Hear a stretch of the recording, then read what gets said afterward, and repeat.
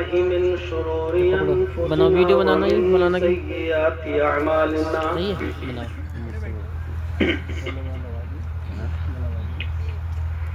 بننی ہاتھ میں لگاؤ اس میں کیا من کر يهده دو صحیح کر دو الله فلا مضل له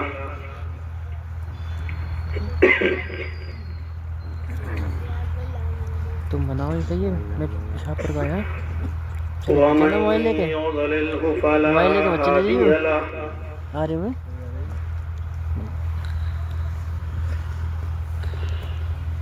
وأشهد أن لا إله إلا الله وحده لا شريك له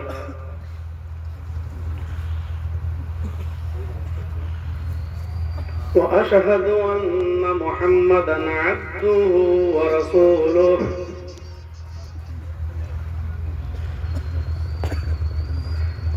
أما بعد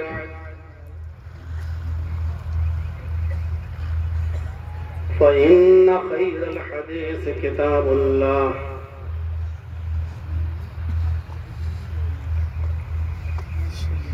وخير الهدي هدي محمد صلى الله عليه وسلم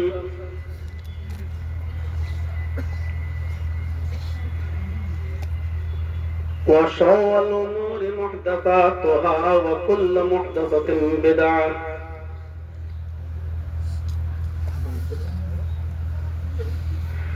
وكل بدعة ضلالة وكل ضلالة في النار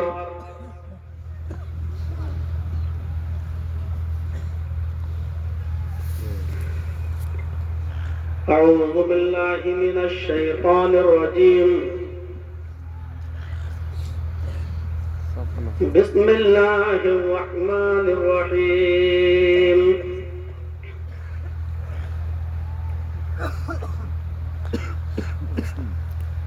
اليوم لا تملك نفس لنفس شيئا والأمر يومئذ لله وعن أبي هريرة رضي الله تعالى عنه عن النبي صلى الله عليه وسلم قال سبعة يظلهم الله في ظله يوم لا ظل إلا ظله والإمام العادل والشاب نشأ في عبادة الله ورجل قلبه معلق في المساجد ورجلان تحابا في الله اجتمع عليه وتفرق عليه ورجل طلبته امرأة ذات منصب وجمال فقال إني أخاف الله ورجل تصدق بصدقة فأخفاها حتى لا تعلم شماله ما تنفق يمينه ورجل ذكر الله خاليا ففاضت عيناه رواه البخاري رب اشرح لي صدري ويسر لي أمري واحلل عقدة من لساني يفقهوا قولي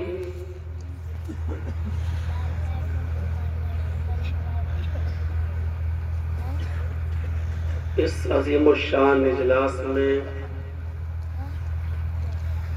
تشریف لائے ہوئے محقر علماء کرام بالخصوص مرکزی جمعیت اہل حدیث کے ناظم عمومی فضیلت الشیخ جناب مولانا محمد ہارون صاحب سنابلی حفظہ اللہ، دہلی سے تشریف لائے ہوئے امیر محترم اصغر علی امام مہندی حفظہ اللہ کے صاحبزادے جناب محمد اظہر المدنی حفظہ اللہ، اسی طریقے سے نظامت کا فریضہ انجام دینے والی شخصیت جناب مولانا لہیق صاحب، مولانا راشد صاحب العصری حفظہ اللہ، اور دیگر علماء جو اسٹیج پر تشریف رکھے ہیں اور علاقے کے باوقار احباب قرب و جوار سے دور و نزدیک سے تشریف لائے ہوئے سردیوں کی اس ٹھنڈ رات میں بھی ایک کثیر تعداد سامعین کی جو یہاں تشریف رکھے ہوئے ہیں، معزز سامعین حضرات، پردہ نشین اسلامی خواتین، ماں اور بہنوں، قوم و ملت کے لائق ور نوجوانوں، مستقبل کے ہونہار عزیز بچوں، اس اجلاس میں امیر محترم کو بھی تشریف لانا تھا، اصغر علی امام مہدی حفظہ اللہ کو، لیکن وہ کئی دنوں سے ابھی دورے پر ہیں بہار کے اور بنگال کے۔ ابھی چند دنوں پہلے بھی وہ ہمارے ساتھ کٹیہار کے پروگراموں میں رہے، اور ابھی وہ اسی علاقے میں ہیں جس کی وجہ سے تشریف آوری نہیں ہو سکی۔ ان کو بھی اس جلسے میں آنا تھا۔ بہرحال ان کے صاحبزادے تشریف لائے ہیں، اور بھی ان کے ساتھ جامعہ ملیہ سے تعلق رکھنے والے ان کے دوست و احباب بھی تشریف لائے ہوئے ہیں۔ اللہ تعالیٰ سے دعا ہے کہ الہ العالمین اس اجلاس کو جس مقصد کے لیے رکھا ہے نوجوانوں نے، اس مقصد پہ ان کو پوری کامیابی عطا فرمائے۔ بہت دنوں کے بعد ایک خوبصورت جلسہ یہاں کے نوجوانوں نے منعقد کیا ہے۔ مجھے یاد صحیح سے تو ہمیں سن یاد نہیں، لیکن اتنا مجھے معلوم ہے کہ جب میں مدرسہ محمدیہ میں دھورا ٹانڈا میں جب میں پڑھتا تھا، اس وقت میں یہاں آیا کرتا تھا، اور آتا ہی نہیں تھا بلکہ 4 5 6 دن رک بھی جایا کرتا تھا۔ وہ سن 2000 سے پہلے کی بات ہے، 95 96 97 کی بات ہے، تب میں یہاں آتا تھا، اور اب اس کے بعد تقریباً 2025 چل رہی ہے، ایک لمبی مدت 26 27 28 سالوں کے عرصے کے بعد آپ کے روبرو ہونے کا موقع ملا۔ اللہ رب العالمین اس ملاقات کو خوشگوار بنائے، اور اتنی لمبی مدت کے بعد جو آپ سے ملاقات ہوئی ہے، ایک دینی بھائی چارے کی حیثیت سے اللہ رب العالمین اس کو ہماری جمعیت اور جماعت کے لیے فائدے مند بنائے۔ میرے ساتھیوں، دوستوں، بزرگوں، میں نے قرآن کریم کی ایک بہت ہی چھوٹی سی آیت کا ایک ٹکڑا آپ کے سامنے تلاوت کیا ہے، جو ہمیں یہ بتاتا ہے کہ مکمل اختیار قیامت کے دن اللہ تبارک و تعالیٰ کو ہوگا۔ اليوم لا تملک نفس لنفس شیئا، اس دن کوئی نفس کسی نفس کی مالک نہیں ہوگی۔ آج تو ٹمپوری طور پر ایک دوسرے کا مالک بنا دیا۔ مثلاً آپ ہمارے یہاں کام کرتے ہیں، اور آپ کی ڈیوٹی ہے 9 بجے سے لے کر 10 بجے سے لے کے 5 بجے تک، تو مجھے اختیار ہے ہم آپ سے جو کام لینا چاہیں اس مزدوری کا جس کے عوض ہمارا اور آپ کا معاہدہ ہوا ہے، ہم وہ کام آپ سے لے سکتے ہیں، اور آپ کو اس معاہدے کے تحت میری ہر بات ماننا پڑے گی جو طے ہوا ہے۔ دنیا میں ایک دوسرے کو ایک دوسرے کے اندر کام کرنے کی حیثیت دی ہے، اور ہمیں ایک دوسرے کا مالک بنا دیا ہے، لیکن قیامت کے دن کوئی کسی کے ملکیت میں کام نہیں کرے گا، بلکہ سارے معاملات اللہ کے اختیار میں ہوں گے، اور کوئی نفس کسی نفس کا مالک نہیں ہوگا۔ مجھے قیامت کے تعلق سے کچھ عرض نہیں کرنا ہے، بس یہ بتانا ہے کہ قیامت کے دن کوئی نفس کسی نفس کا مالک نہیں ہوگا۔ والامر یومئذ للہ، اس دن سارے معاملات اور اختیارات اللہ رب العالمین کے ہاتھ میں ہوں گے۔ قرآن کریم کی اس آیت کی بنیاد پر ہمیں قیامت کے دن پر ایمان رکھنا ہے کہ ایک دن آئے گا، یہ دنیا تحس نحس ہو جائے گی، مٹ جائے گی، اور پھر قیامت کے دن ہمارے اور آپ کا حساب و کتاب ہوگا، اور اچھے عمل کرنے والوں کو جنت دے دی جائے گی، اور برے عمل کرنے والوں کو جہنم میں بھیج دیا جائے گا۔ لیکن میرے ساتھیوں، اسی قیامت کے دن کا تصور انجیل میں، بائبل میں لاسٹ ڈے کے نام سے ملتا ہے، اور ہمارے برادران وطن ہمارے غیر مسلموں کی کتابوں میں پرلے اور مہا پرلے کے نام سے ملتا ہے، اور قرآن کریم نے اسی لاسٹ ڈے کو یوم الآخر کہا ہے، قیامت کا دن، آخری دن، یوم الآخر، آخری دن۔ تو یہ تصور ہمیں اور آپ کو کرنا ہے، اس کے بغیر کوئی آدمی مومن نہیں ہو سکتا ہے۔ جن چیزوں پر ایمان لانا ضروری ہے ان میں قیامت کا دن بھی شامل ہے، اس پر بھی ہمیں ایمان لانا ہے۔ آپ نے علماء سے سنا ہوگا قیامت کا دن کتنا ہولناک ہوگا، کتنا خوفناک ہوگا۔ جمعے کے خطبوں میں آپ نے سنا ہوگا 50,000 سال کا دن ہوگا، سورج سوا نیزے کے فاصلے پر ہوگا۔ مسلم شریف کی حدیث کہتی ہے سورج 1 میل کے فاصلے پر ہوگا، تکون الشمس یوم القیامت کمقدار میل، قیامت کے دن یہ سورج صرف 1 میل کے فاصلے پر ہوگا۔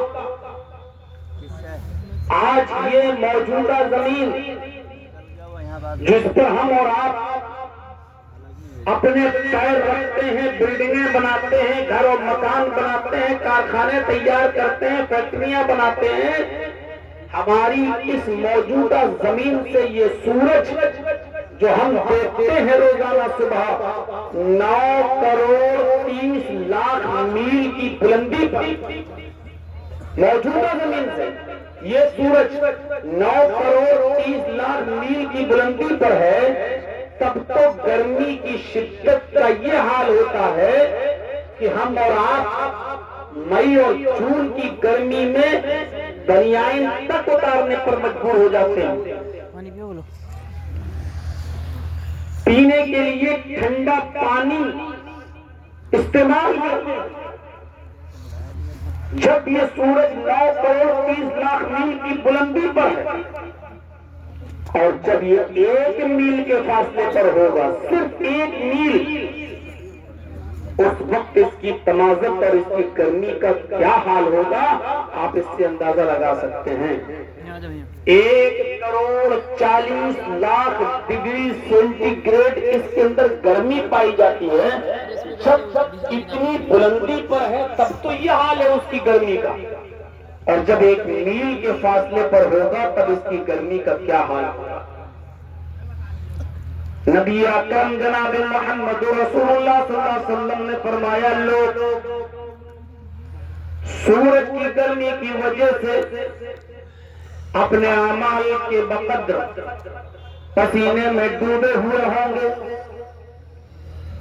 کوئی ٹخنوں کے برابر پسینے میں ڈوبا ہوگا، کوئی پڈلی کے برابر پسینے میں ڈوبا ہوگا، کوئی گھٹنوں کے برابر پسینے میں ڈوبا ہوگا، کوئی کمر کے برابر پسینے میں ڈوبا ہوگا، کوئی اپنے سینے اور گردن کے برابر پسینے میں ڈوبا ہوگا، اور کچھ ایسے بھی ہوں گے جو اسی پسینے میں ڈبکیاں لگا رہے ہوں گے، گوتے لگا رہے ہوں گے۔ سورج اتنا گرم ہوگا کہ اس گرمی کی شدت کی وجہ سے بہت سے لوگوں کی چیخیں نکل رہی ہوں گی اور چیخ چیخ کر کہہ رہے ہوں گے، الہ العالمین، میدان محشر کی تکلیف ہم سے برداشت نہیں ہو رہی ہے، میدان محشر کی تکلیف ہم سے برداشت نہیں ہو رہی ہے، اس سے تو بہتر ہے کہ تو مجھے جہنم کے اندر پھینک دے۔ حالانکہ ابھی جہنم دیکھی نہیں ہوگی، میدان محشر کی تکلیف دیکھ کر وہ چیخ اٹھیں گے، اے اللہ، اس سے تو بہتر ہے کہ تو مجھے جہنم میں ڈال۔ بخاری کی روایت کے مطابق حضرت عائشہ صدیقہ نے عرض کیا کہ اللہ کے نبی صلی اللہ علیہ وسلم نے فرمایا، یحشر الناس یوم القیامت حفاۃ عراۃ غرلا، قیامت کے دن لوگ جب جمع کیے جائیں گے، اکٹھے کیے جائیں گے، تو ان کی کنڈیشن یہ ہوگی، حفاۃ، وہ ننگے پیر ہوں گے، پیروں کے نیچے چپل نہیں ہوگی، عراۃ، وہ ننگے جسم ہوں گے، کپڑے کا ایک تار بھی ان کے جسم پر نہیں ہوگا، کما ولدت امہا، جیسا کہ اس کی ماں نے اسے آج ہی پیدا کیا۔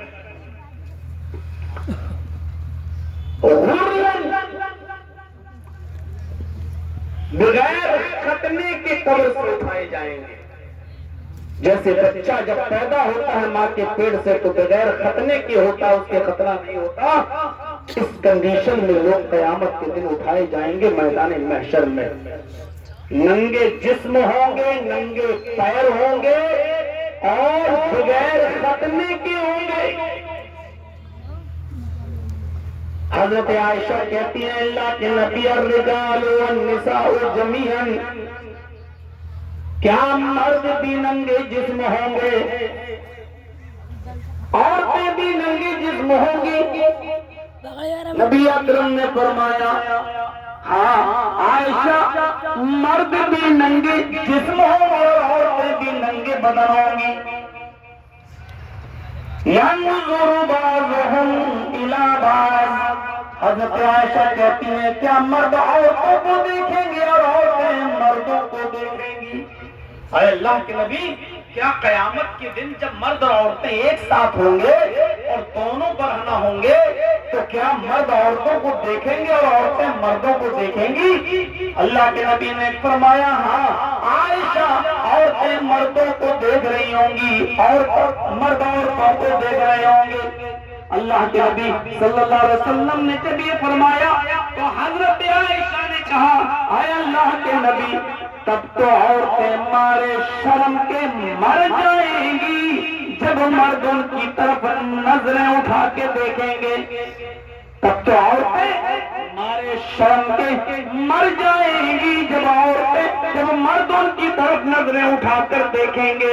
اللہ کے نبی فرماتے ہیں عائشہ، معاملہ اتنا سنگین ہوگا، اتنا سخت ہوگا کہ کوئی کسی کی طرف شہوت کی نظر ڈالنے کی ہمت نہیں کرے گا۔ اتنا معاملہ سخت ہوگا، سورج کی جاسوس تپش اتنی ہوگی کہ کوئی کسی کے اوپر شہوت کی نظر ڈالنے کی جرات ہی نہیں کرے گا۔ ایک دوسرے کو دیکھ رہا ہوگا لیکن کسی کو کسی کی فکر نہیں ہوگی، سب کو اپنی اپنی فکر ہوگی، اپنا کسی طریقے سے میں بچ جاؤں، اپنی بچانے کی فکر ہوگی۔ جب میدان محشر کا یہ حال ہوگا، ابھی تو جنت چھوڑ دیجئے، جہنم چھوڑ دیجئے، میدان محشر میں کچھ خوش نصیب لوگ ایسے ہوں گے جن کو اللہ تعالیٰ اپنے عرش کے سائے میں جگہ دے گا۔ آج وہی موضوع ہے میرے خطاب کا۔ میدان محشر میں جب سب تکلیف میں ہوں گے، جاسوس تپش ہوگی، سورج کی 50,000 سال کا دن ہوگا، سورج 1 میل کے فاصلے پر ہوگا، زمین اور سورج میں صرف 1 میل کا فاصلہ ہوگا، انسان پسینے میں ڈوب رہا ہوگا، اس دن عرش کا سایہ کچھ خوش نصیبوں کی اوپر ہوگا۔ کیا وہ خوش نصیب ہم اور آپ ہیں یا نہیں؟ اگر نہیں ہے تو اس سے بڑی بدقسمتی ہماری کیا ہو سکتی ہے، اور ہے تو اللہ کا شکر ادا کیجئے جتنا ہم کر سکتے ہیں۔ وہ خوش نصیب لوگ کون ہیں جن کو قیامت کے دن اللہ اپنے عرش کے سائے میں جگہ دے گا؟ ان 7 قسم کے لوگوں کے علاوہ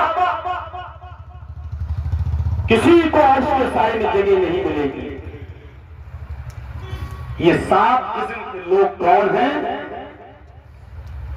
1 سے لے کر 7 تک میں گنا رہا ہوں، گنیے۔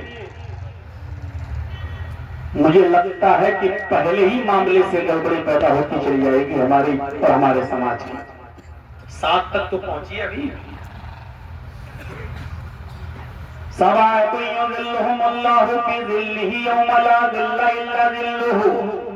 نبی اکرم نے فرمایا قیامت کے دن 7 قسم کے لوگوں کو اللہ اپنے عرش کے سائے میں جگہ دے گا۔ یوم لا ظل الا ظلہ، اس دن اللہ کے عرش کے سائے کے علاوہ کوئی سایہ نہ ہوگا. سورج کی گرمی ڈائریکٹ پڑ رہی ہوگی اور اللہ کے عرش کے سائے کے علاوہ کوئی سایہ نہیں ہوگا. اور اس سائے میں صرف یہ 7 قسم کے لوگوں کو انٹری ملے گی، جگہ ملے گی، بقیہ کسی کو نہیں. الامام العادل، پہلا شخص، یہاں امام سے مراد ذمہ دار. الامام العادل، عدل و انصاف کرنے والا، ذمہ دار، جو جس چیز کی ذمہ داری جس کے اوپر ڈالی گئی ہے وہ اس میں عدل کرتا ہے یا نہیں. اگر حاکم وقت ہو تو اپنی رعایا کے ساتھ عدل کرتے ہو یا نہیں؟ مسجد کے امام ہو تو اپنے مقتدیوں کے ساتھ عدل کرتے ہو یا نہیں؟ گھر کے ذمہ دار ہو، باپ ہو تو اپنی اولاد کے ساتھ عدل کرتے ہو یا نہیں؟ 2-2 3-3 4-4 بیویوں کے مالک ہو تو بیویوں کے ساتھ عدل و انصاف کرتے ہو یا نہیں؟ عدل و انصاف کرنے والا ذمہ دار. ہم اپنی اولاد کے ساتھ بھی عدل کرتے ہیں یا نہیں؟ کھلانے میں، پلانے میں، بٹوارے میں، زمین اور جائیداد کے حصے کے بٹوارے میں، وراثت کے بٹوارے میں.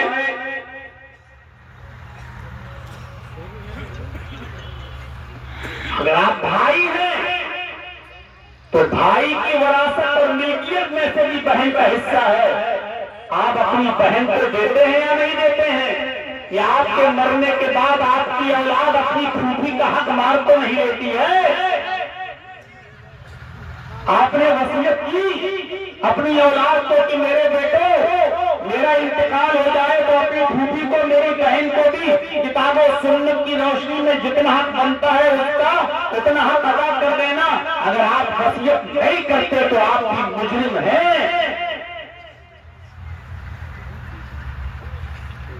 مرنے سے پہلے اگر آپ وصیت نہیں کرتے کہ میرے بچوں میرے انتقال کے بعد میری وراثت میں جو لڑکوں کا حق ہے وہ لڑکوں کو ملنا چاہیے، جو لڑکیوں کا بہنوں کا حق ہے تمہارا ان کو ملنا چاہیے، تمہاری جو پھوپھی کا حق ہے وہ ان کو ملنا چاہیے، تمہاری ماں کا جو حق ہے وہ ملنا چاہیے.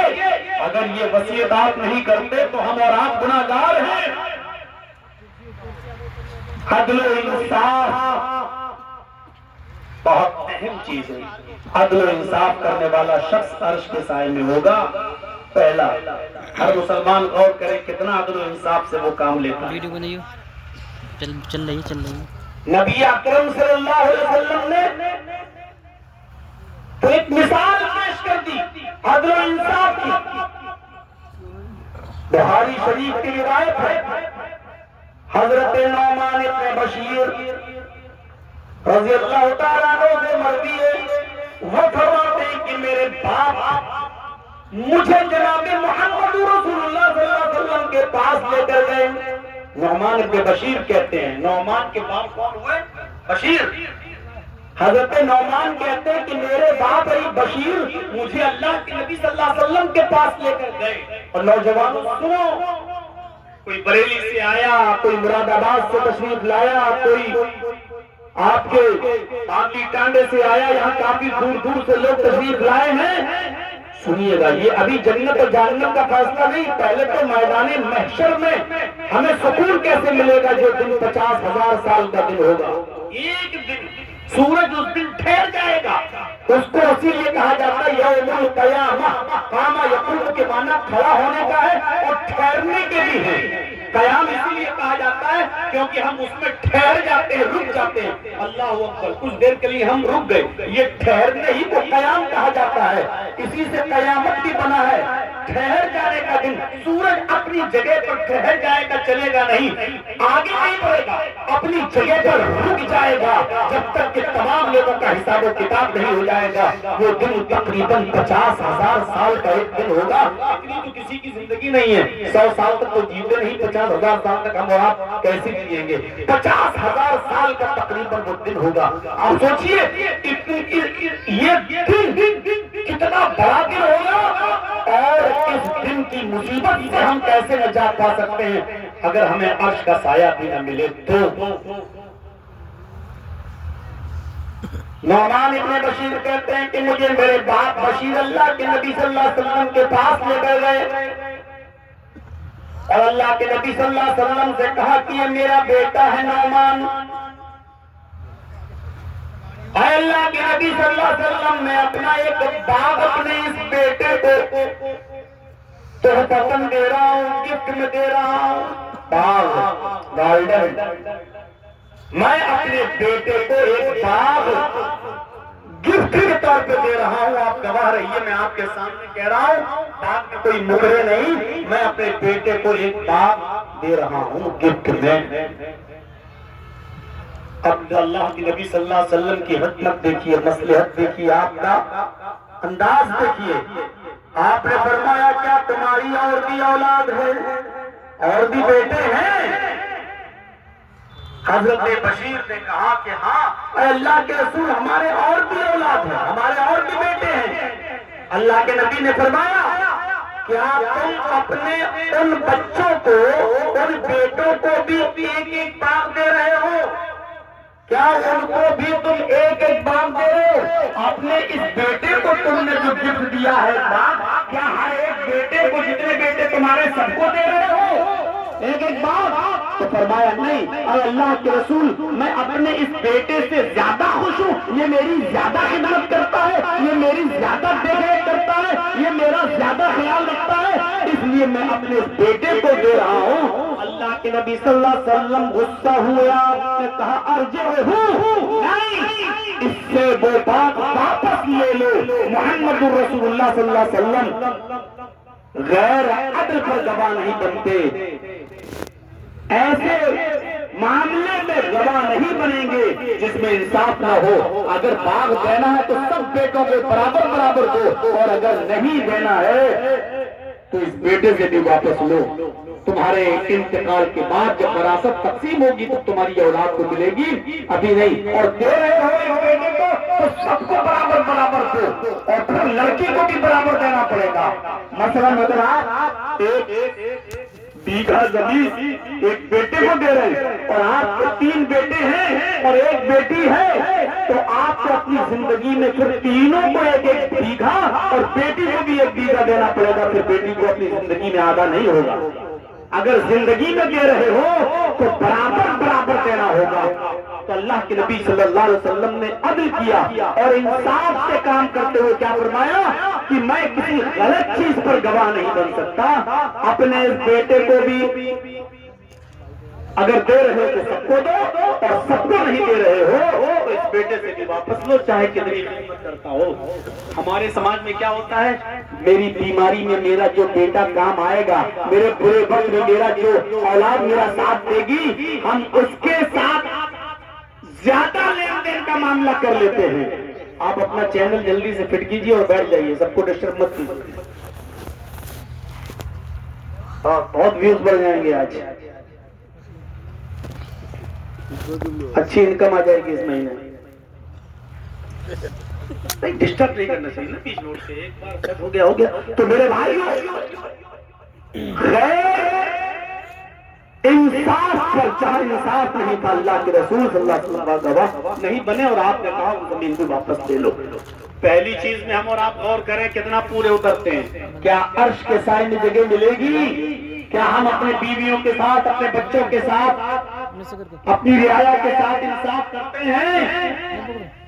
معاملہ انصاف کا۔ نبی اکرم صلی اللہ علیہ وسلم کے پاس ایک اور مقدمہ آیا، مقدمہ کیا تھا؟ شکایت تھی، اور شکایت یہ تھی کہ اللہ کے رسول قبیلے بنو مخزوم کی ایک لڑکی ہے جو چوری میں پکڑی گئی، نام اس کا فاطمہ ہے، آپ نے کہا چوری کتنی کی؟ اس نے بتایا کہ اتنی چوری ہوئی ہے. فرمایا تب تو حد واجب ہے، اس کے اوپر حد لگے گی. اس نے اتنی چوری کی ہے کہ جو حد کو پہنچ رہی ہے لہذا اس کا ہاتھ کاٹ ڈالا جائے گا. حکم ہو گیا نبی کی عدالت سے کہ ہاتھ کاٹ ڈالو. بڑے امیر گھر کی لڑکی تھی وہ. ہوتا ہے نا جب کوئی مضبوط پوزیشن کا کوئی شخص ہے تو اس کو بچانے کی فکریں بھی ہونے لگتی ہیں. بہت مضبوط گھرانے کی لڑکی تھی وہ، بہت امیر گھرانے کی لڑکی تھی. صحابہ کرام آپس میں کہنے لگے یہ تو بڑا عجیب، اس کا ہاتھ کٹ جائے گا تو خاندان کی ناک کٹ جائے گی، قبیلے کی ناک کٹ جائے گی. اتنا پیسے والے ہوتے ہوئے، اتنا باعزت فیملی اور گھرانہ ہوتے ہوئے بھی ہم ہاتھ نہیں بچا پائیں تو کتنا غضب ہو جائے گا. لیکن نبی اکرم سے کہے کون؟ اتنی ہمت کس کی ہے جو اللہ کے رسول کے پاس سفارش کر سکے؟ نبی کے سب سے زیادہ قریب کون ہے؟ نبی کے سب سے زیادہ قریب کون شخص ہے؟ یہ اندازہ لگایا جانے لگا تو نام آیا حضرت اسامہ ابن زید کا. حضرت اسامہ کو بھیجا جائے اللہ کے رسول کے پاس، یہ نبی اکرم کے بہت قریبی ہیں، یہ سفارش کریں گے. اللہ کے نبی صلی اللہ علیہ وسلم کے پاس حضرت اسامہ ابن زید جاتے ہیں، کہتے ہیں کہ اللہ کے نبی صلی اللہ علیہ وسلم بڑے امیر گھرانے کی لڑکی ہے فاطمہ، بڑا اونچا قبیلہ ہے، اس کا خاندان بھی بہت اونچا ہے، پورے خاندان کی ناک کٹ جائے گی اگر اس لڑکی کا ہاتھ کاٹا گیا. کچھ قبیلے والوں سے لے دے کر، اس کے گھر والوں سے کچھ لے دے کر معاملہ سالو کر لیا جائے، حل کر دیا جائے. اللہ کے نبی کی آنکھیں سرخ ہو گئی.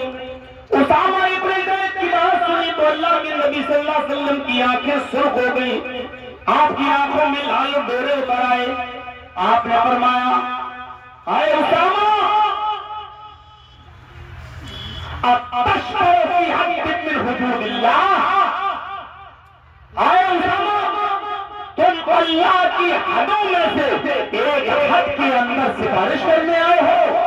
یہ حد محمد رسول اللہ کی قائم کردہ نہیں ہے، یہ حد اللہ کی قائم کرتا ہے. دل کا حدود اللہ، یہ اللہ کی حدیں ہیں اور اللہ نے جن حدوں کو متعین کیا ہے تو اس حد میں سفارش لے کر آئے ہو. چپ رہو. اللہ کی کسی حد کو توڑا نہیں جا سکتا، کاٹا نہیں جا سکتا اور فاطمہ کا ہاتھ کاٹا جائے گا. جب فاطمہ مخزومیہ کا ہاتھ کاٹ دیا گیا تب اللہ کے نبی صلی اللہ علیہ وسلم نے اپنے عادل کا پیمانہ بتاتے ہوئے فرمایا واللہ لو ان فاطمہ بنت محمد سرقت لقطعت یدہا، اگر آج اس کی جگہ پر میری اپنی بیٹی فاطمہ بھی چوری کرتی، یہ تو بنو مخزوم کی لڑکی ہے فاطمہ، جو چوری میں پکڑی گئی اور اس کا ہاتھ کاٹ ڈالا گیا، اگر اس کی جگہ پر محمد کی اپنی بیٹی بھی ہوتی فاطمہ تو محمد اپنی بیٹی کا بھی ہاتھ ہی کاٹ ڈالتا، محمد اپنی لخت جگر کا بھی ہاتھ کاٹ ڈالتا. جبکہ مجھے اپنی بیٹیوں میں سب سے زیادہ محبت فاطمہ سے ہے، چھوٹی بیٹی سے، لیکن میں اپنی بیٹی کا بھی ہاتھ کاٹ ڈالتا. اللہ کی نافذ کردہ حدوں میں سے کسی حد کو توڑنے کی ضرورت مجھے بھی نہیں ہے، تم کیسے آ گئے ہو سفارش کرنے کے لیے؟ یہ ہے معاملہ میرے بھائیوں، عدل اور انصاف. ہر شخص کو عدل اور انصاف سے کام لینا چاہیے. آپ کو واقعہ یاد ہے شاہ غسان کا، جس کا نام جبلہ ابن ایہم تھا؟ اللہ کے نبی صلی اللہ علیہ وسلم کو بھی اپنے زمانے میں شاہ غسان کی طرف سے ہونے والے حملے کی چنتا ستاتی تھی.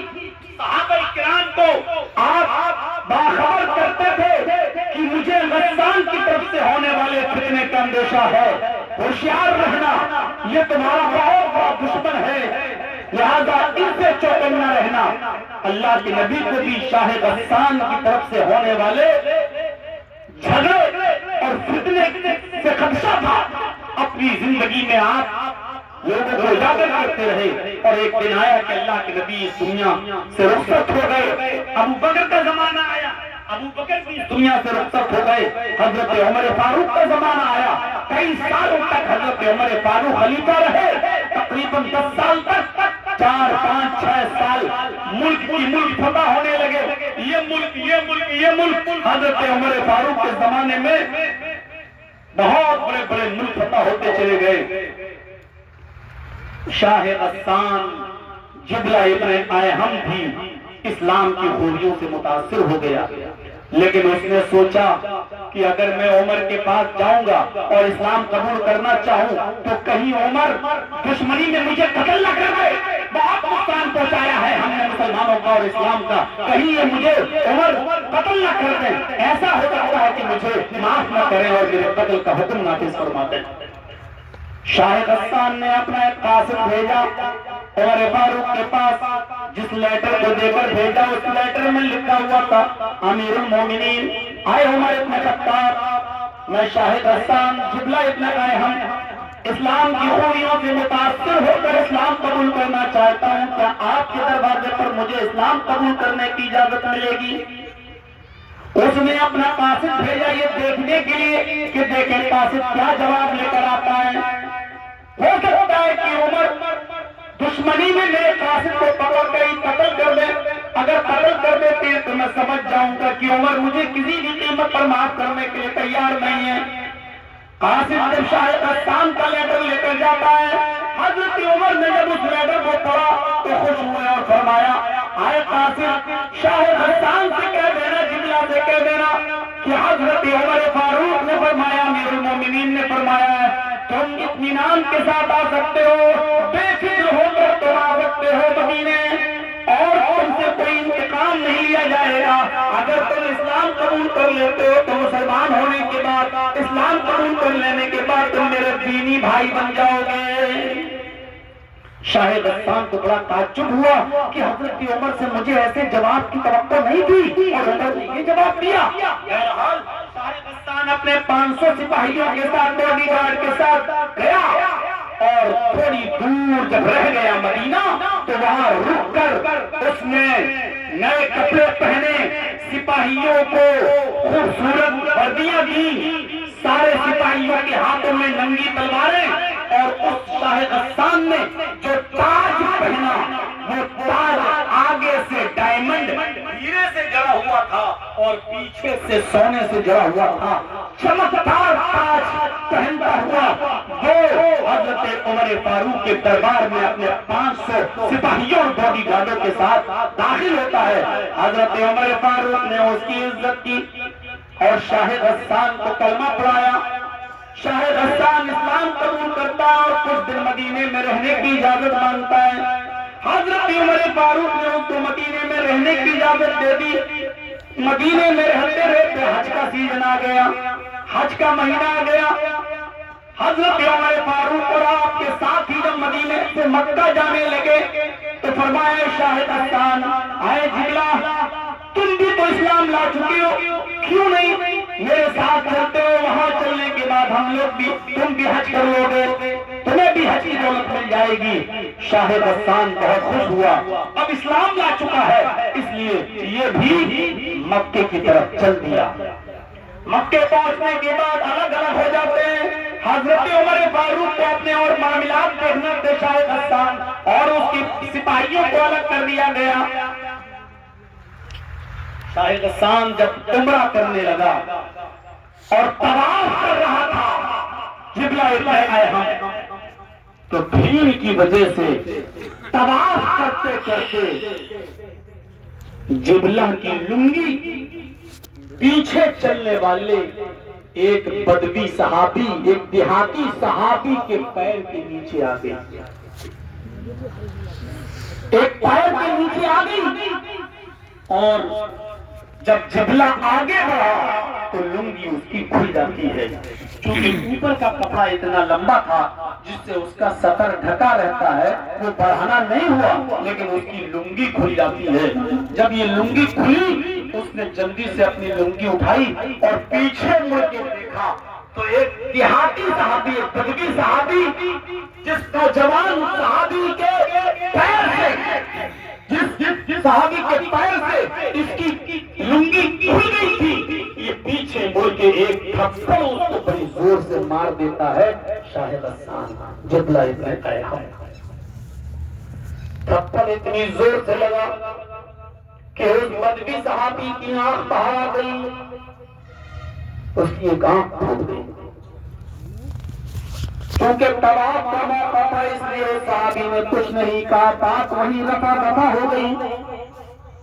یہ بھی طواف کرنے لگا جبلہ، اور وہ صحابی بھی طواف کرنے لگے، اور طواف کرنے کے بعد جب یہ صحابی اپنے قبیلے پہنچے اور چرچا ہوئی تمہاری آنکھ کیسے پھوٹ گئی، تو بات نکل کے سامنے آئی کہ شاہ غسان کی لنگی میرے پیر کے نیچے آ گئی، دھوکے سے آ گئی، جان بوجھ کر میں نے ایسی کوئی غلطی نہیں کی۔ اس کی لنگی کھل گئی، اس نے پیچھے پڑ کر میرے تھپڑ مار دیا، اور تھپڑ اتنی زور سے مارا کہ میری آنکھ نکل گئی۔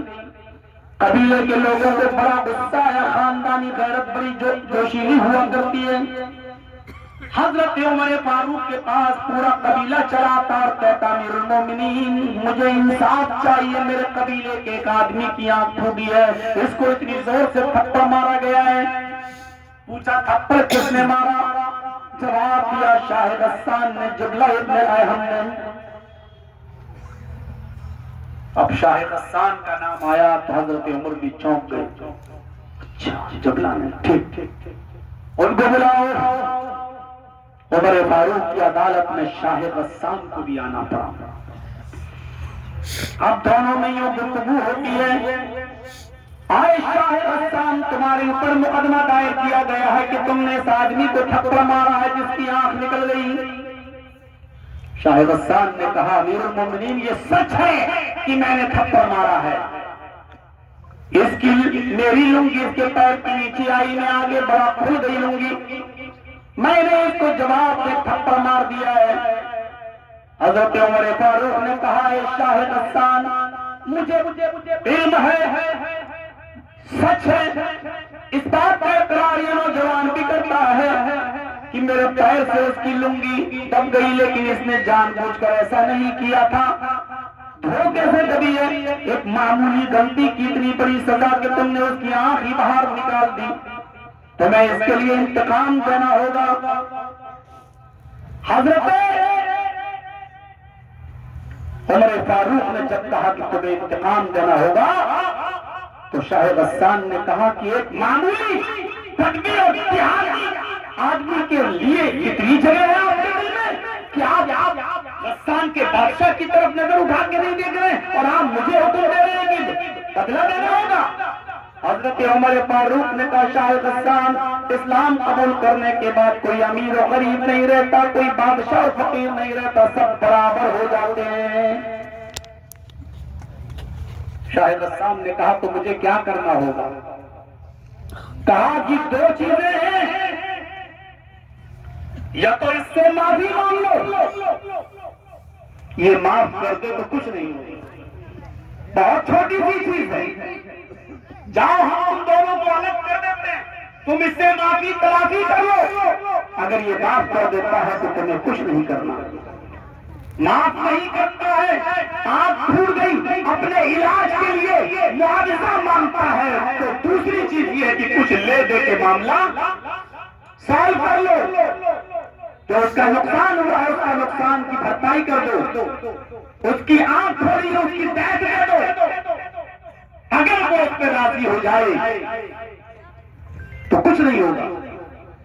کہا کہ امیر المومنین یا تو آپ پاگل ہو گئے ہیں یا مجھے پاگل سمجھ رہے ہیں۔ شاہ غسان جہاں کا بادشاہ تھا وہاں ایسا رہا ہوگا تو یا تو آپ پاگل ہیں یا مجھے پاگل سمجھ رہے ہیں، میں بادشاہ ہوں غسان کا، شاہ غسان، میں اس سے معافی مانگوں گا، میں اس سے ایک بدوی سے ایک دیہاتی سے اور میں اس کو لے دے کے معاملہ حل کروں گا اس سے، کوئی اور راستہ بتائیے۔ حضرت عمر فاروق نے کہا پھر ایک تیسرا راستہ یہ کہ آنکھ کے بدلے میں آنکھ، تمہاری بھی آنکھ پھوڑی جائے گی۔ شاہ غسان کے پیروں کے نیچے سے زمین سرک گئی۔ کہا امیر المومنین میں بادشاہ، مجھ سے پہلے میرا بادشاہ میرا باپ بادشاہ رہ چکا، میرے باپ سے پہلے میرا دادا بادشاہ رہ چکا، میں خاندانی بادشاہت کا وارث، اور آنکھ کے بدلے میں آنکھ، یہ کیا بات کر رہے ہیں آپ؟ حضرت عمر نے کہا کہ یہ 3 آپشن ہیں، جلدی سے بتاؤ۔ کہا امیر المومنین پھر مجھے 1 دن اور 1 رات سوچنے کا موقع دیجیے، کل اسی وقت میں آپ کو جواب دوں گا۔ حضرت عمر فاروق نے کہا ٹھیک ہے، عائشہ غسان تمہیں 24 گھنٹے کی 1 دن 1 رات کی مہلت دی جاتی ہے، سوچ سمجھ کر بتاؤ، معافی مانگتے ہو یا دیت دیتے ہو یا آنکھ کے بدلے میں آنکھ؟ وہ دن بھر سوچتا رہا،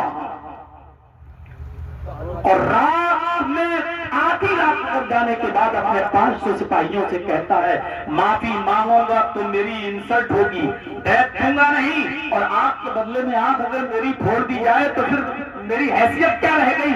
اس لیے چلیے میں اسلام ہی چھوڑ دیتا ہوں اور رات ہی کو یہاں سے بھاگ چلتا ہوں۔ وہ اپنے 500 سپاہیوں کو لے کر رات کا موقع پا کر بھاگ گیا، اور اپنے قبیلے میں اپنی بستی میں جا کر پھر سے وہ عیسائی ہو گیا، پھر سے وہ عیسائیت قبول کر لیتا ہے اور اسلام چھوڑ دیتا ہے۔ حضرت عمر فاروق کو اس کا بھاگ جانا گوارا ہو گیا، اس کا عیسائی بن جانا گوارا ہو گیا، لیکن عدل کا جنازہ نہیں نکالا، انصاف کا جنازہ نہیں نکلنے دیا۔ میرے بھائیوں، شاہ غسان سے بھی کہا کہ تمہیں بھی انتقام دینا ہوگا، تمہیں بھی بدلہ دینا ہوگا۔ یہ تھا ایک حاکم وقت کا عدل۔ آپ بھی حاکم ہیں اپنے گھر کے، اپنے بچوں کے، اپنے بیوی کے۔ مرد کو اللہ نے قوام بنایا، الرجال قوامون علی النساء۔ آپ بھی حاکم ہیں اپنے گھر کے، لہذا آپ اپنے گھر والوں کے ساتھ انصاف کریں، بیوی اور بچوں کے ساتھ انصاف کریں، بھائی اور بہنوں کے ساتھ انصاف کریں۔ ایک امام حاکم اور ذمہ دار ہے اپنی رعایا کا، اپنی پبلک کا، اپنی مقتدیوں کا۔ اگر کوئی کسی مسجد کا امام ہے تو اس کو سارے نمازیوں کے ساتھ اور مقتدیوں کے ساتھ انصاف کرنا چاہیے۔ ہر شخص جو جس چیز کا ذمہ دار ہے اس کے ساتھ عدل ہونا چاہیے۔ اگر ہم کسی آدمی کے انڈر کام کر رہے ہیں تو وہ آدمی ہمارا ذمہ دار ہے، اس کے تئیں عدل ہونا چاہیے۔ اگر وہ ہمیں 20,000 کی تنخواہ دے رہا ہے تو ہمیں اتنا کام بھی کر کے عدل سے ثابت کرنا چاہیے کہ آپ جتنی تنخواہ دے رہے ہوں میں اس کو حلال کر رہا ہوں یا نہیں کر رہا ہوں۔ آپ کہیں کرسی پر ٹیک لگا کر سوتے تو نہیں رہتے ہیں، اگر آپ سرکاری سروس بھی کر رہے ہیں تب بھی آپ اس سرکار کے اور گورنمنٹ کے تئیں بھی آپ جواب دہ ہیں، جہاں پر کہ آپ کو عدل و انصاف سے کام لینا ہوگا۔ معاف کیجیے گا میرے بھائیوں، بجلی کی چوری ہے، چاہے وہ سرکاری ہو یا پرائیویٹ ہو، آپ یہ نہیں کہہ سکتے کہ ہمارا اتنا لوٹ رہی گورنمنٹ، ہم نے لوٹ لیا تو کیا ہوا۔ آپ یہ تمام چیزیں کہہ کر بچ نہیں سکتے۔ سرکاری چوری سے ہی اگر آپ بجلی کی چوری کر رہے ہیں، ہیٹر چلا رہے ہیں، یا اسی طریقے سے آپ گیزر چلا رہے ہیں اور پانی گرم کر رہے ہیں اور اسی سے وضو بنا رہے ہیں اور غسل جنابت کر رہے ہیں اور مسجد میں جا رہے ہیں، تو دنیا کا کون سا مفتی ہے جو آپ کی نماز کو جائز کہہ دے اور آپ کے وضو کو جائز کہہ دے اور آپ کے وضو کو جائز کہہ دے؟ عدل سب جگہ ہونا چاہیے، انصاف کے ساتھ ہونا چاہیے۔ ابھی پہلی چیز پر ہوں میں، یہ ابھی عدل ہے۔ چلیے میرے بھائیوں، اب دوسری چیز پہ آتا ہوں۔ الامام العادل، عدل و انصاف کرنے والا شخص پہلا۔ نوجوانوں، دوسری چیز تمہارے لیے، وشاب نشأ فی عبادت اللہ، دوسرا وہ نوجوان اللہ کے عرش کے سائے میں ہوگا۔ شاب میں نوجوان اور جوان دونوں آتے ہیں، یعنی بالغ ہو جانے کے بعد سے لے کر 25 سال اور یہ جوانی کے دن، نوجوانی کے دن، اور 25 سال سے لے کر 40 سال تک یہ جوانی کے دن، اور اور 40 سال سے لے کر 55 سال تک یہ ادھیڑ عمر کے دن، اور 55 سال سے لے کر آپ جتنے آگے چلے جائیں یہ بڑھاپے کے دن کہلاتے ہیں۔ اب آپ غور کریں، بالغ ہو جانے سے لے کے 25 اور 25 سال سے لے کے 40 سال کے لوگوں کے لیے اللہ کے نبی نے کیا فرمایا؟ وَشَابٌ نَشَأَ فِي عِبَادَةِ اللَّهِ۔ دوسرا وہ نوجوان اور جوان جو اللہ کی عبادت میں لگا ہوا ہے، فی عبادت اللہ، فی عبادت اللہ، جو اللہ کی عبادت میں لگا ہوا ہے، یعنی جوانی کی عبادت اللہ کو بڑی پسند ہے۔ اس وقت آپ 1 روپیہ اگر اللہ کی راہ میں دے رہے ہیں، اور بڑھاپے میں موت کے وقت اگر آپ 1 لاکھ روپیہ بھی مسجد کو دے رہے ہیں، مدرسے کو دے رہے ہیں، تو جوانی کا 1 روپیہ اللہ کو بڑھاپے اور قریب مرتے وقت 1 لاکھ روپیہ جو دے رہے ہو، یہ 1 روپے کی قدر و قیمت 1 لاکھ سے بڑھ کر ہے اللہ کی نظر میں، کیونکہ آپ جوانی میں دے رہے ہیں، جبکہ آدمی جوانی میں نشے میں چور ہوتا ہے، عبادتوں سے دور ہوتا ہے، اور وہ جوانی کی امنگوں میں بہت کچھ بہتا ہوا ہوتا ہے۔ اس لیے جوانی کی عبادت اللہ کو سب سے زیادہ۔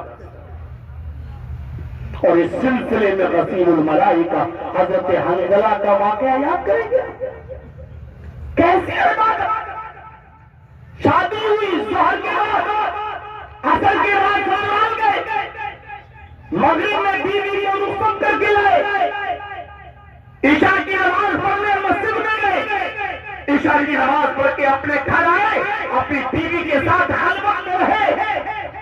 میاں اور بیوی کے درمیان جو تعلقات قائم ہوتے ہیں وہ تعلقات قائم ہوئے، اور ابھی آدھی رات بھی نہیں گزری تھی کہ اعلان ہو جاتا ہے، محمد رسول اللہ کا ایک صحابی ایک مرابی ندا دیتا ہے، جہاد کے لیے نکلو، جلدی کرو، ابھی نکلنا ہے، یہ آخری آواز ہے۔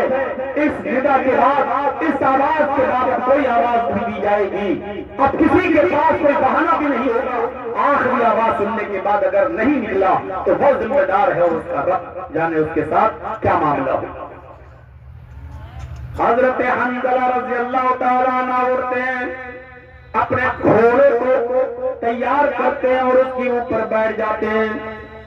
بیوی نے کہا، میرے پیارے شوہر، میرے پیارے سرتاج، میدان جہاد میں جا رہے ہیں، وہاں جا رہے ہیں، کوئی ضروری نہیں خیریت کے ساتھ واپس آ جائیں، جہاد ہے، ضروری نہیں کہ غازی بن کر لوٹیں۔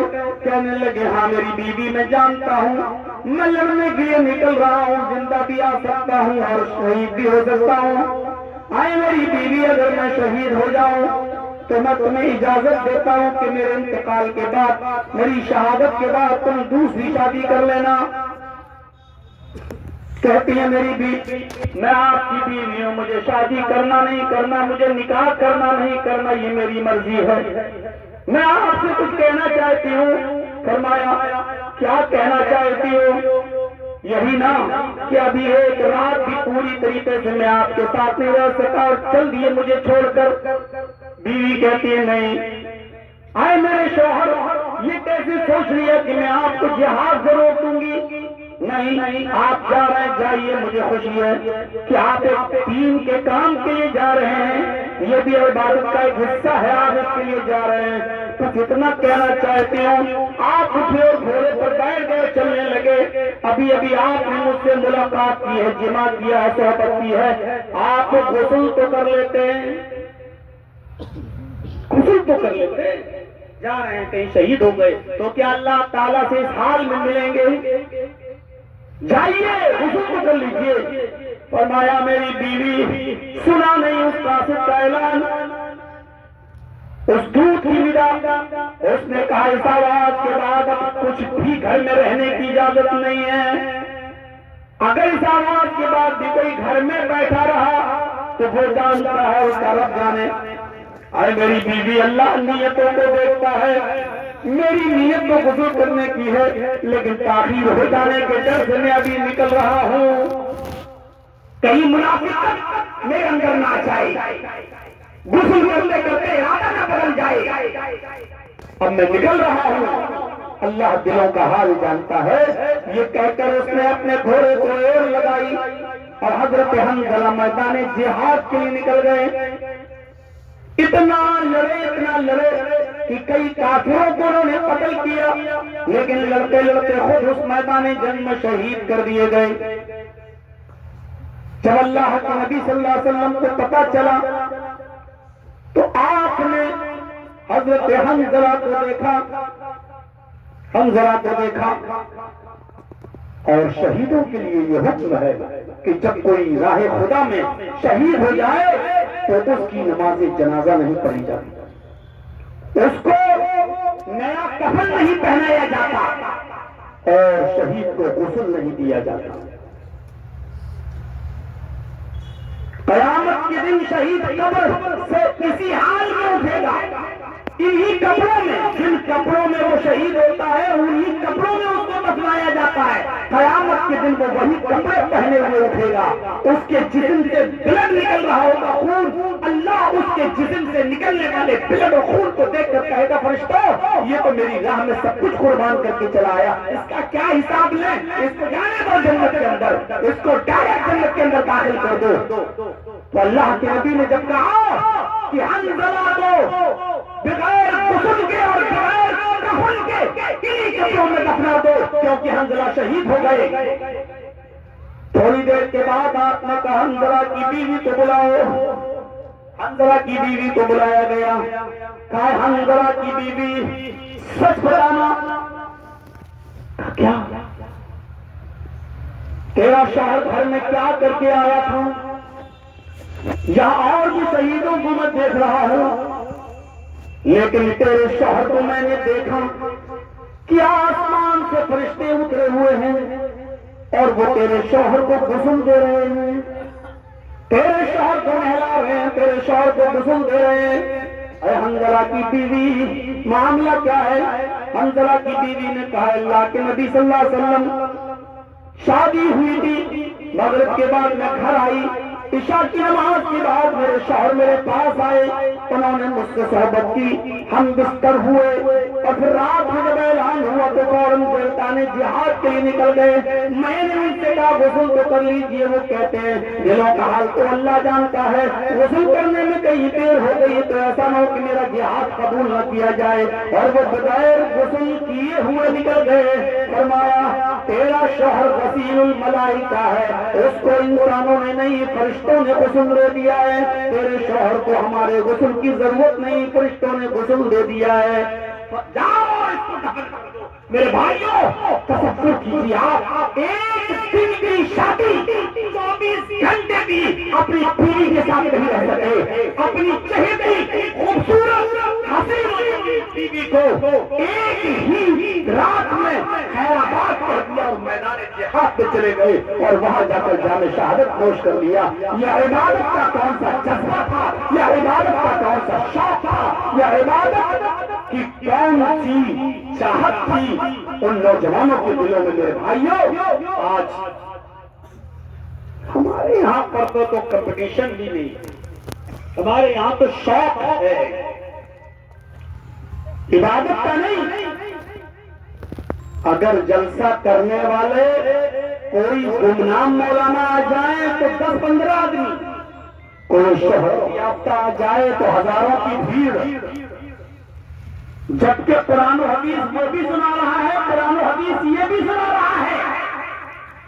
اب ہم اپنی نیتوں کو دیکھیں، ہم اپنی نیتوں کو دیکھیں اور اپنے گریبان جھانکیں۔ جلسہ سننا ٹھیک ہے، عبادت ہے، لیکن عبادت کا معیار یہ کیسا؟ کوئی گمنام مولوی کہے تو آپ گھر میں بیٹھے رہیں، کوئی شہرت یافتہ آ جائے تو ہزاروں کی تعداد میں آپ آ جائیں، اس کا مطلب یہ ہے کہ آپ قرآن و حدیث سننے نہیں آئے، آپ کسی خاص شخصیت کو سننے آئے، پھر آپ ثواب کی امید رکھتے ہیں کہ ہمیں رات جاگنے کا ثواب ملے گا۔ واہ واہ! دنیا کا کون مولوی آپ سے کہے گا کہ آپ کو ثواب ملے گا؟ اگر آپ قرآن و حدیث سننے آئے ہوتے تو یہی بھیڑ ہونی چاہیے تھی، جب آپ کی مسجد کا معمولی مولوی آپ کو خطاب کر رہا ہوتا تب بھی یہ بھیڑ ہونی چاہیے تھی، تب یہ مانا جاتا کہ آپ قرآن و حدیث سننے آئے۔ یہ قرآن و حدیث سننے نہیں آئے، آپ تو کسی شخصیت کو سننے آئے، آپ تو کسی شہرت یافتہ کو سننے آئے ہیں۔ اسی طریقے سے میرے بھائیوں، اب آپ مثالیں دیں گے صاحب آپ نماز پڑھائیں گے تو آپ کے پیچھے 50 آدمی نماز پڑھ لے گا، سعودیہ سے اگر امام آ جائیں امام حرم تو ان کے پیچھے لاکھوں آدمی آ جائے گا نماز پڑھنے، تو مولانا تھوڑی شوق چاہت ہوتی ہے، تھوڑا سا شوق ہوتا ہے۔ میرے بھائیوں عبادت میں یہ شوق نہیں، عبادت میں یہ شوق نہیں، امام حرم نہیں آئے تب بھی آپ پر نماز فرض ہے، اور آ جائے تب بھی نماز فرض ہے۔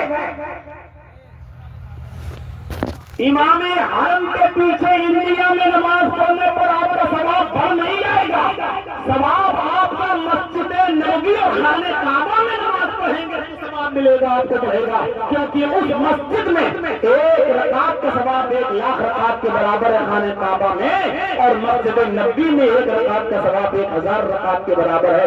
یہ مسجدوں کی اہمیت ہے، شخصیت کی اہمیت نہیں ہے۔ یہ مسجدوں کا مقام و مرتبہ ہے، یہ شخصیت کا مقام و مرتبہ نہیں۔ وَشَابٌ نَشَأَ فِي عِبَادَةِ اللَّهِ، دوسرا وہ نوجوان اور جوان جو اللہ کی عبادت میں لگا ہوا ہے، یہ آدمی کہاں ہوگا؟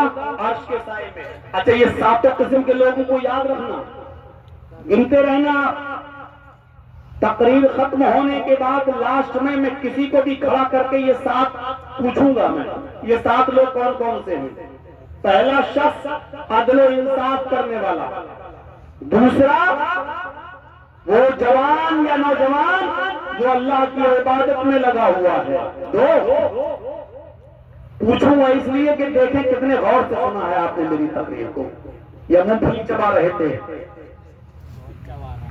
یہ دیکھنے کے لیے میں پوچھوں گا، جس کی گردن جھکی ہوگی اسی کو سب سے پہلے کھڑا کروں گا۔ 2 چیزیں ہو گئی، پہلا عدل و انصاف کرنے والا، اور دوسرا وہ جوان و نوجوان جو اللہ کی عبادت میں لگا ہوا ہے، تیسرا۔ بچوں تم کیوں بھاگ رہے ہو؟ تم سے تھوڑی پوچھوں گا۔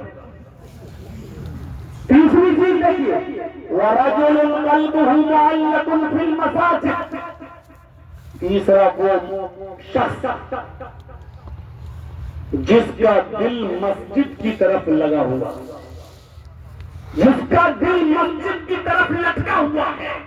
اس کا مطلب یہ ہے، حافظ احمد ابن حجر الاسقلانی نے لکھا ہے، مسجد میں بیٹھا ہوگا تو دل نہیں لگا ہوگا، مسجد سے آیا، ظہر کی نماز پڑھی، مسجد سے آ گیا، اب گھر میں کوئی بھی کام کر رہا ہے لیکن اس کا دل مسجد کی طرف لگا ہے، کب عصر کا وقت ہو میں عصر کی نماز پڑھنے جاؤں، کام کرتا جا رہا ہے، بار بار دل مسجد کی طرف لگا، عصر نہ نکل جائے، عصر کا ٹائم فوت نہ ہو جائے، عصر نہ نکل جائے، عصر کی نماز پڑھ کے آیا، ابھی کام میں لگا ہے، مغرب کی طرف اس کا دماغ لگا، کب مغرب کا وقت ہو، مغرب نہ نکل جائے، مغرب نہ چلی جائے، سارے کام مغرب سے پہلے نپٹا لیتا ہے، پیشاب اور لیٹرین سے فارغ، جو بھی، پھر وہ مغرب کی نماز پڑھنے جا رہا، مغرب کی نماز پڑھ کے آیا، گھر میں بیٹھا آرام کر رہا، بار بار گھڑی دیکھ رہا ہے، بار بار مائک کی طرف دماغ لگا ہے کہ کب اذان کی آواز ہو جائے میں مسجد کی طرف جاؤں، جس کا دل مسجد کی طرف لٹکا ہوا ہے، سو رہا ہے، عشاء کی نماز پڑھ کے آیا، بار بار آپ کھلتی ہے گھڑی دیکھتا ہے، بار بار گڑبڑ بدلتا ہے تو سب سے پہلے اٹھ کے دیکھتا کہ ٹائم کتنا ہو گیا ہے، فجر کی نماز کی جماعت نہ چھوٹ جائے، اور پھر وہ مسجد میں جاتا ہے، فجر کی نماز پڑھتا ہے۔ اللہ کے نبی صلی اللہ علیہ وسلم نے فرمایا، تیسرا یہ شخص بھی عرش کے سائے میں ہوگا جس کا دماغ، جس کا دل مسجد کی طرف لٹکا ہوا ہے۔